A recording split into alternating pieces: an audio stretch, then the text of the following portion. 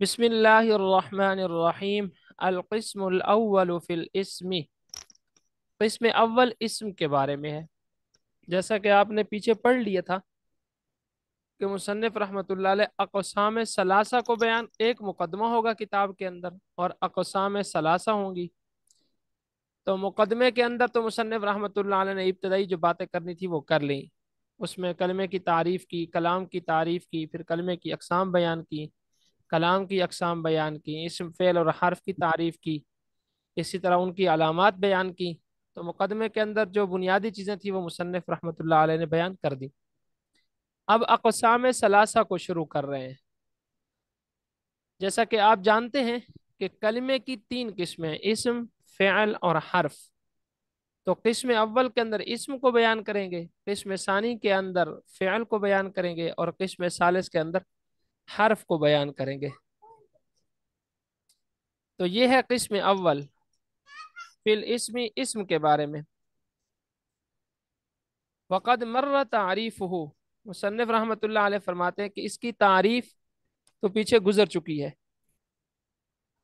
نہیں اینڈ والے پہ، اس کی تعریف تو پیچھے گزر چکی ہے اسم کی، کہ اسم ایسا کلمہ ہوتا ہے جو اپنے معنی پر مستقل دلالت کرتا ہے اور تین زمانوں میں سے کوئی زمانہ اس کے اندر نہیں پایا جاتا۔ یہ تو تھی اسم کی تعریف۔ وَهُوَ يَنْقَسِمُ، یہاں سے ایک اسم کی تقسیم اول کو بیان کر رہے ہیں۔ اسم کی بہت ساری تقسیمیں ہیں، یہ تقسیم اول ہے، اور تقسیم اول کے اعتبار سے اسم دو قسموں کی طرف منقسم ہو جاتا ہے، معرب اور مبنی۔ پھر مصنف رحمۃ اللہ علیہ فرماتے ہیں کہ معرب اور مبنی کے جو احکامات ہیں وہ ہم دو ابواب اور ایک خاتمے کے اندر بیان کریں گے۔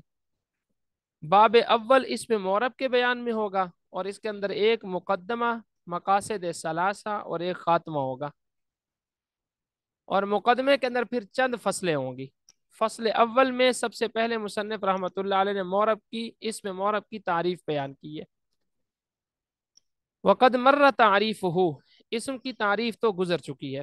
وَهُوَ يَنْقَسِمُ إِلَى الْمُعْرَبِ وَالْمَبْنِيِّ، اور وہ جی یعنی اسم تقسیم ہوتا ہے معرب اور مبنی کی طرف۔ فَلْنَذْكُرْ أَحْكَامَهُ، پس ہم بیان کریں گے اس کے احکامات کو، فی بابین، دو ابواب، و خاتمتن، اور ایک خاتمے میں۔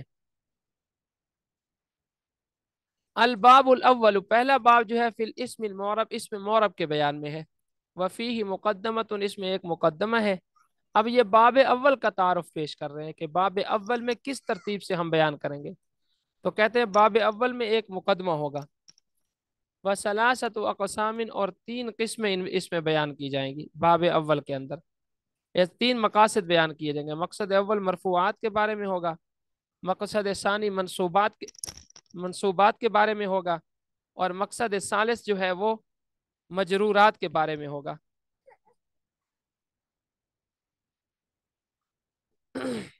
اور ایک خاتمہ ہوگا، خاتمے کے اندر توابع کو بیان کریں گے۔ اما المقدمۃ، بہرحال مقدمہ، ففیہا فصول، اس میں چند فصلیں ہیں۔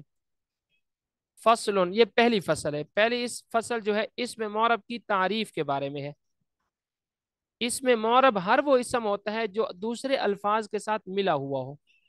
اسم معرب ہر وہ اسم ہوتا ہے جو دوسرے اسما، دوسرے الفاظ کے ساتھ ملا ہوا ہو، اور مبنی الاصل کے مشابہ بھی نہ ہو۔ یہ معرب کی تعریف مکمل ہو گئی ہے۔ جب آپ سے پوچھا جائے، سوال آئے گا کہ معرب کی تعریف کر دو، یہی تعریف کریں گے تو وہ تعریف درست ہوگی۔ کیا تعریف کریں گے؟ کہ اس میں معرب وہ اسم ہوتا ہے جو دوسرے الفاظ کے ساتھ ملا ہوا ہو اور مبنی الاصل کے مشابہ نہ ہو۔ یہ تعریف مکمل ہے، نہ اس میں آپ کمی کریں گے نہ اضافہ کریں گے۔ کمی اضافہ کریں گے تعریف آپ کی غلط سمجھی جائے گی۔ وَهُوَ كُلُّ اسم، اس میں معرب ہر وہ اسم ہوتا ہے، رکیبہ، جس کو ملا دیا جاتا ہے، مع غیرہ، دوسرے الفاظ کے ساتھ، مع ساتھ، اور غیرہ اس کے علاوہ کے ساتھ، مطلب دوسرے الفاظ کے ساتھ۔ اس میں حرف ہو سکتا ہے، فعل ہو سکتا ہے، دوسرا اسم ہو سکتا ہے۔ ولا یشبہ، اور وہ مشابہ نہیں ہوتا، مبنی الاصلی، مبنی الاصل کے۔ یاد رکھیں کہ اس میں معرب جب اکیلا آ جائے، دوسرے الفاظ کے ساتھ ملا ہوا نہ ہو، تو پھر وہ معرب نہیں ہوتا۔ وہ کیا نہیں ہوتا؟ معرب نہیں ہوتا، پھر وہ مبنی ہی ہوگا، اور اس کو ہم جزم کے ساتھ پڑھیں گے، سکون کے ساتھ پڑھیں گے۔ جیسے زید، اکیلا لکھا ہوگا تو ایسے پڑھا جائے گا زید، لیکن جب دوسرے الفاظ کے ساتھ مل کر آئے گا تو یہی زید معرب ہو جائے گا، اور پھر اس کا اعراب بھی تبدیل ہوتا رہے گا۔ آنی، یہاں سے مصنف رحمۃ اللہ علیہ مبنی الاصل کو بیان فرما رہے ہیں کہ مبنی الاصل کیا ہے۔ اصلی مبنی، بنیادی طور پر مبنی فرماتے ہیں تین چیزیں ہیں: امر حاضر معروف، امر حاضر اس میں معروف مجہول دونوں ہیں، امر حاضر ماضی اور تمام حروف، یہ مبنی الاصل ہے۔ تو جو اسما حرف کے مشابہ ہوں، اسی طرح جو اسما امر حاضر کے معنی میں ہوں، اسی طرح جو اسما ماضی کے معنی میں ہوں گے، وہ اگرچہ اسما ہوں گے لیکن چونکہ ان کی مشابہت ہوگی حرف کے ساتھ یا امر حاضر کے ساتھ یا ماضی کے ساتھ، تو پھر اس مشابہت کی وجہ سے وہ معرب نہیں رہیں گے۔ اعنی، میری مراد، کس چیز سے مراد؟ جو پیچھے بیان کی ہے کہ مبنی الاصل کے مشابہ نہ ہو۔ مبنی الاصل سے میری مراد حرف ہے، امر حاضر ہے اور ماضی ہے۔ نحو جیسے زید فی قام زید لا زید وحدہ، یہاں سے اب اس کی مثال بیان فرما رہے ہیں، جیسے زید قام زید والی مثال میں، زید قام زید والی مثال میں معرب ہے، اس لیے کہ دوسرے الفاظ کے ساتھ قام ایک لفظ ہے نا، اس کے ساتھ ملا ہوا ہے۔ لیکن زید اکیلا، زید جو اکیلا ہے وہ معرب نہیں ہے، بلکہ وہ کیا ہے؟ مبنی ہے، کیونکہ پیچھے ہم یہ شرط پڑھ چکے ہیں کہ معرب کون ہوتا ہے؟ وہ اسم ہوتا ہے کہ جو دوسرے الفاظ کے ساتھ ملا ہوا ہو، جو دوسرے الفاظ کے ساتھ کیا ہو؟ ملا ہوا ہو۔ اگر دوسرے الفاظ کے ساتھ ملا ہوا نہیں ہے تو پھر وہ معرب نہیں ہے۔ نحو جیسے زید فی قام زید، زید قام زید والی مثال میں، لا زید وحدہ، نہ کہ زید اکیلا، لعدم ترکیب، اس لیے کہ یہاں ترکیب نہیں ہے، ترکیب سے مراد دوسرے الفاظ کے ساتھ ملا ہوا نہیں ہے۔ ولا ہاؤلا، یہاں سے مصنف رحمۃ اللہ علیہ ایک اور مثال بیان فرماتے ہیں کہ ہاؤلائی یہ بھی معرب نہیں ہے، قام ہاؤلائی والی مثال میں، اگرچہ یہاں پر ہاؤلائی،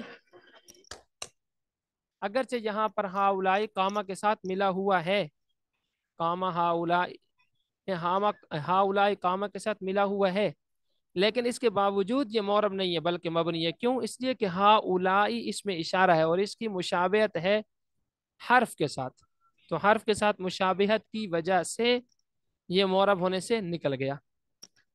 ولا ہاؤلائی، اور ہاؤلائی بھی معرب نہیں ہے، فی قام ہاؤلائی قام ہاؤلائی والی مثال میں، لوجود شبہ مشابہت کی وجہ سے۔ وہی مشابہت کس کے ساتھ ہے؟ حرف کے ساتھ ہے، وہ مشابہت معنی میں ہے نا، ہاؤلائی کا معنی ہے یہ سب لوگ، یہ اب دیکھیں نا، یہ حرف کے ساتھ مشابہت ہے کہ جس طرح حرف اپنا معنی بیان کرنے میں دوسرے الفاظ کا محتاج ہوتا ہے، تو ایسے ہی اسماء اشارہ بھی اپنا معنی بیان کرنے میں دوسرے الفاظ کے کیا ہوتے ہیں؟ محتاج ہوتے ہیں۔ وَيُسَمَّى مُتَمَكِّنًا، یہاں سے بیان فرماتے ہیں کہ اس میں معرب کو اس میں متمکن بھی کہتے ہیں۔ یاد رکھیں، جب سوال آئے گا کبھی اس طرح آئے گا کہ اس میں معرب کی تعریف کریں، کبھی سوال آئے گا اس میں متمکن کی تعریف کریں، دونوں کی تعریف ایک ہی ہے، یہ ایک ہی چیز کے دو نام ہیں، اس میں معرب اس میں متمکن۔ معرب کہتے ہیں اعراب قبول کرنے والا، اور متمکن کہتے ہیں جگہ دینے والا۔ تو معرب اس لیے کہتے ہیں کہ وہ اعراب کو قبول کرتا ہے، اور متمکن اس لیے کہتے ہیں کہ وہ اعراب کو جگہ دیتا ہے، کبھی زبر کو جگہ دیتا ہے، کبھی زیر کو، کبھی پیش کو۔ فصل، دوسری فصل شروع ہو رہی ہے۔ دوسری فصل کے اندر مصنف رحمۃ اللہ علیہ معرب کا حکم بیان فرمائیں گے، اور معرب کا حکم یہ ہے کہ معرب کا آخر عوامل کے بدلنے سے بدلتا رہتا ہے، معرب کا جو آخر ہوتا ہے وہ عوامل کے بدلنے سے بدلتا رہتا ہے۔ عامل جو آئے گا اعراب دینے والا، اسی کا اعراب وہ کیا کر لے گا؟ قبول کر لے گا۔ پھر یہ جو تبدیلی ہے یہ دو طرح سے ہوتی ہے، تبدیلی لفظی بھی ہو سکتی ہے، تبدیلی تقدیری بھی ہو سکتی ہے۔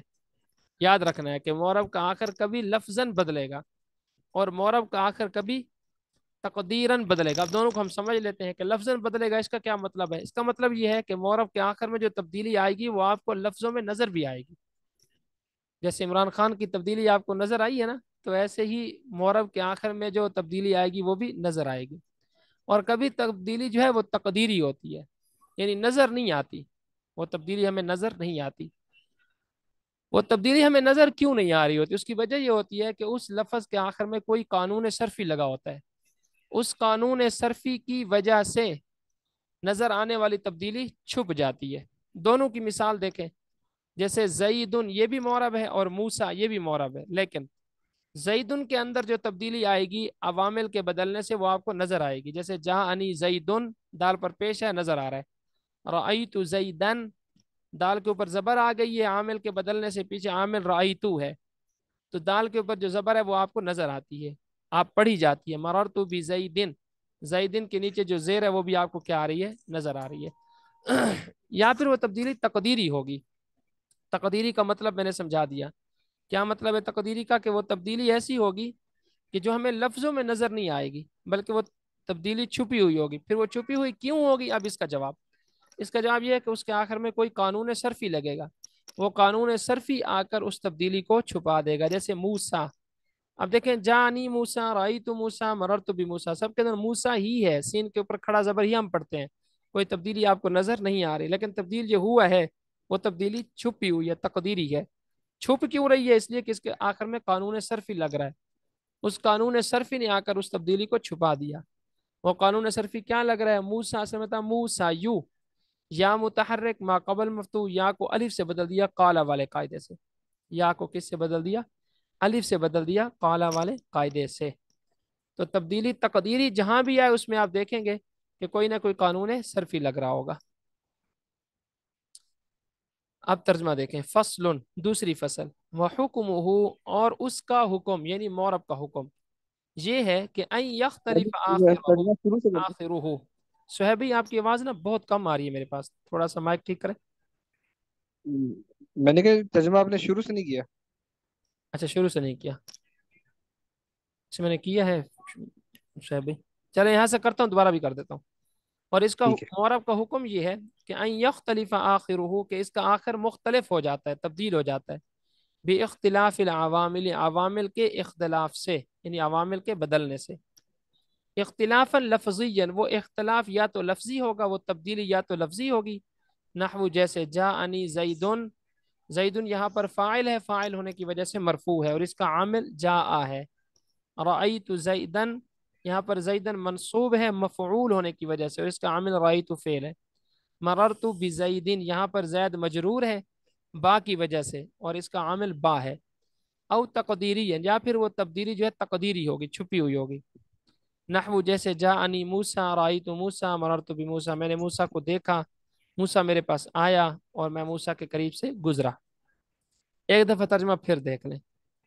القسم الاول فی الاسم، قسم اول اسم کے بارے میں ہے، وقد مر استاد جی یہ تعریفہ، اور اس القسم کی تعریف فی گزر الاسم، چکی ہے۔ استاد جی ایک آپ پوچھنا میرے تھا پاس تو بہت کم آتی ہے، اس لیے مجھے لگتا نہیں ہے کہ آپ بولتے ہو، میں آپ کا مائک دیکھتا تو مجھے پتہ چلتا ہے۔ یہ القسم الاول فی الاسم، اس کو آپ کے بارے میں ترجمہ کر رہے ہیں نا، تو القسم الاول عن الاسم کیوں نہیں ہے؟ کیا نہیں ہے؟ آپ ترجمہ یہ کر رہے ہیں نا قسم اول اسم کے بارے میں، ہم تو فی کا تو میں ترجمہ ہوتا ہے نا، ان کیوں نہیں ہے یہاں پہ عن الاسم؟ نہیں، آپ یہ پڑھ چکے ہیں شعیب بھائی کہ حروف جارہ ایک دوسرے کے معنی میں استعمال ہوتے رہتے ہیں، اچھا، ان کے معنی آپ میں پڑھ بھی چکے استعمال ہے۔ ہیں کہ حروف جارہ ایک ہر دوسرے کی جگہ، دوسرا کسی اور کی جگہ استعمال ہوتے رہتے ہیں، تو یہاں فی کو ابان کے معنی میں لے لیں۔ ٹھیک ہے ٹھیک۔ القسم الاول فی الاسم، قسم اول اسم کے بارے میں ہے، وقد مر تعریفہ، اور اس کی تعریف گزر چکی ہے، وہ ہوا اور وہ، یعنی اسم ینقسم و تقسیم ہوتا ہے الی المعرب والمبنی، یہ معرب اور مبنی کی طرف۔ فلنذکر احکامہ، پس ہم اس کے احکام کو بیان کریں گے، فی بابین، دو ابواب میں، وخاتمتن، اور ایک خاتمے میں۔ الباب الاول فی الاسم المعرب، باب اول اسم معرب کے بارے میں ہے، وفیہ مقدمۃ، اس میں ایک مقدمہ ہے، وثلاثۃ مقاصد، اور اس میں تین مقاصد ہیں، وخاتمۃ، اور ایک خاتمہ ہے۔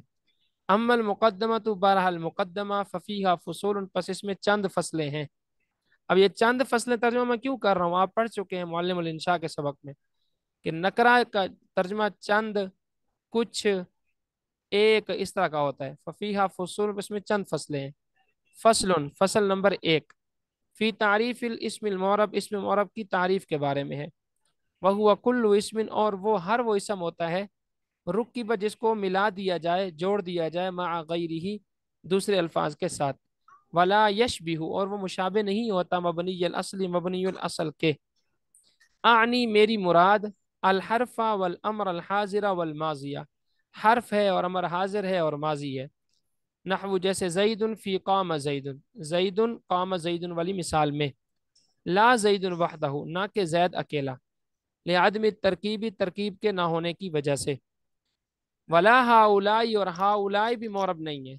फी काम हाउलाई, हा काम हाउलाई वाली मिसाल में। लिवजूद शिबह, इसलिए कि यहाँ मुशाबहत मौजूद है, हाउलाई की मुशाबहत हर्फ के साथ है। वयुसम्मा मुतमक्किनन, और इसमें मोरब का नाम मुतमक्किन रखा जाता है। फसलुन, दूसरी फसल।